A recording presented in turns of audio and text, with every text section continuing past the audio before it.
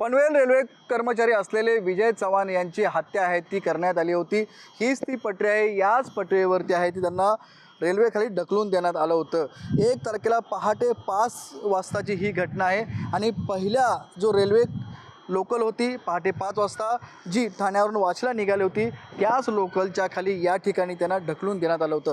हाच तो स्पॉट आहे। आपण पाहतो की जो पोल नंबर आहे या ठिकाणी 42/128 याच पोल नंबरच्या खाली या ठिकाणी काही अज्ञात इसमांनी त्यांना रेल्वेखाली ढकलून दिलं होतं। आपण जर पाहिलं तर त्यांची जी बॉडी मिळाली त्या बॉडीवरती त्यांच्या गळ्यावरती आहे ते काही खुणा दिसून आल्या आहेत, जे की गळा दाबून मारल्यानंतर ज्या खुणा असतात तशा प्रकारच्या या खुणा आढळून आलेल्या आहेत। त्यामुळे आरोपीने आहे त्यांना पहिलं मारलं आणि त्यानंतर रेल्वेखाली ढकलून दिलं का, या अँगलने सुद्धा वाशी रेल्वे पोलिसांकडून तपास सुरू होतोय। त्यामुळे पहाटे 5 वाजता विजय चव्हाण या ठिकाणी का आले, सकाळी त्यांना इथं मारून आणण्यात आलं होतं, ह्या संदर्भात आता रेल्वे पोलिसांकडून आहे तो अधिक तपास केला जात आहे।